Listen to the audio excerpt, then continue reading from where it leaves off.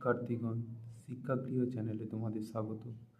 আজ আমি আলোচনা করব ক্লাস 11 সেকেন্ড সেমিস্টার রাষ্ট্রবিজ্ঞানের একটি অন্যতম গুরুত্বপূর্ণ 4 নম্বরের প্রশ্ন। সেটি হলো, জাতির আত্মনিয়ন্ত্রণের অধিকারের সপক্ষে যুক্তি দাও। 1772 খ্রিস্টাব্দে পোল্যান্ডের বিভক্তিকরণের ঘটনাকে ভিত্তি করেই জাতির আত্মনিয়ন্ত্রণ সম্পর্কিত আলোচনার সূত্রপাত ঘটে। পরবর্তীকালে ঊনবিংশ শতাব্দীর মধ্যভাগে আত্মনিয়ন্ত্রণের অধিকার নীতিটি জনপ্রিয়তা লাভ করে। জাতির আত্মনিয়ন্ত্রণের অধিকারের সপক্ষে অনেক মতামত প্রদান করেছেন। সেগুলি হল: 1 নম্বর, সংখ্যালঘু সমস্যার সমাধানে সহায়ক।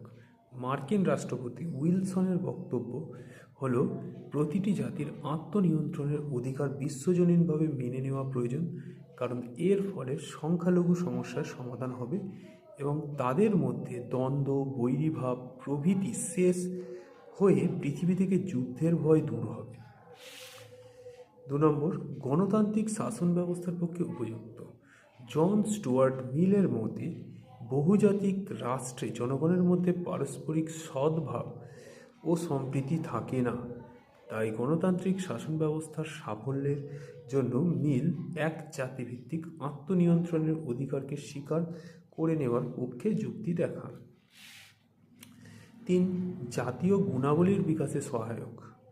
আত্মনিয়ন্ত্রণের অধিকারের নীতির প্রবক্তাদের মতে, প্রতিটি জাতির কিছু মৌলিক গুণাবলী রয়েছে, যেগুলির পূর্ণাঙ্গ বিকাশ শুধু এক জাতিভিত্তিক রাষ্ট্রীয় সরকারের মাধ্যমেই সম্ভব।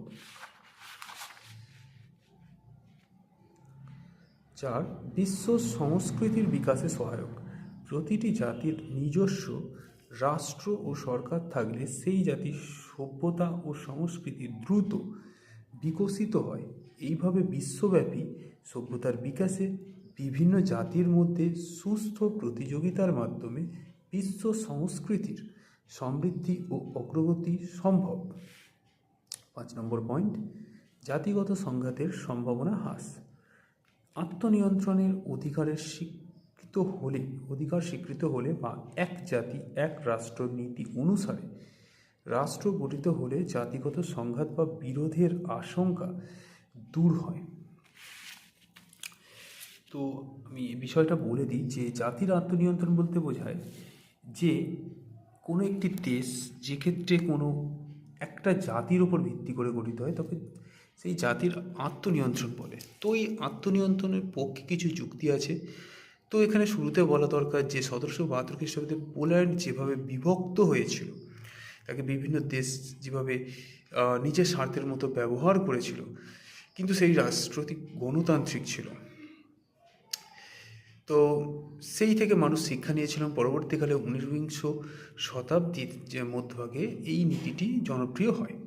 তো এর সপক্ষে কিছু কিছু মতামত আছে, সেগুলো হলো সংখ্যালঘু সমস্যার সমাধানে সহায়ক।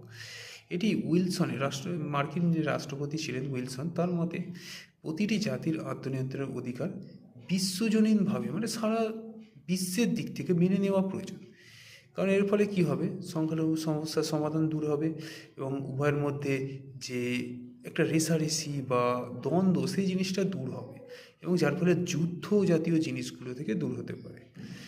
এবার হচ্ছে গণতান্ত্রিক শাসন ব্যবস্থার পক্ষে উপযুক্ত। গণতান্ত্রিক শাসন ব্যবস্থার ক্ষেত্রে এই আত্মনিয়ন্ত্রণটি অবশ্যই যুক্তিযুক্ত হতে পারে। জন স্টুয়ার্ট মিল বলেছেন যে এর মাধ্যমে জনগণের মধ্যে পারস্পরিক সদ্ভাব ও সম্প্রীতি থাকবে, কারণ বহুজাতিভিত্তিক রাষ্ট্রে এই জিনিসটা থাকে না। তাই গণতান্ত্রিক ব্যবস্থার সফলতার জন্য এই বিষয়টি থাকা জরুরি। জাতীয় গুণাবলীর বিকাশে সহায়ক। আত্মনিয়ন্ত্রণের অধিকারের যারা প্রবক্তা আছেন, তাদের মধ্যে প্রতিটি জাতির মধ্যে একটি মৌলিক গুণাবলী আছে। তো সেইগুলোই ক্ষেত্রে সেখানে এক জাতিভিত্তিক যে রাষ্ট্রের গঠন, সেক্ষেত্রে একটা যে পূর্ণাঙ্গ বিকাশ, তো এই ধরনের জাতির রাষ্ট্রের ক্ষেত্রে সরকারের ক্ষেত্রেই সুবিধা হবে। বিশ্ব সংস্কৃতির বিকাশে সহায়ক। তো প্রতিটি জাতির নিজস্ব যদি সরকার ও রাষ্ট্র থাকে, তাহলে সে জাতির সভ্যতা সংস্কৃতি অনেক দ্রুত বিকশিত হতে পারে।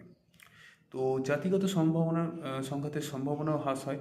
যেমন এক জাতি এক রাষ্ট্র, এই নীতি যদি গ্রহণ করা যায় তাহলে বিভিন্ন জাতিগত যে সংঘাত সেটাও দূর হতে পারে। তো এই ভিডিওতে এই পর্যন্তই, দেখা হবে পরের ভিডিওতে। ভিডিও শেষের আগে একটা কথা বলে রাখি, যদি কেউ অনলাইন ক্লাস করতে চাও তাহলে ভিডিও শুরুতে দেওয়া হোয়াটসঅ্যাপ নম্বরে কন্ট্যাক্ট করতে পারো। ধন্যবাদ।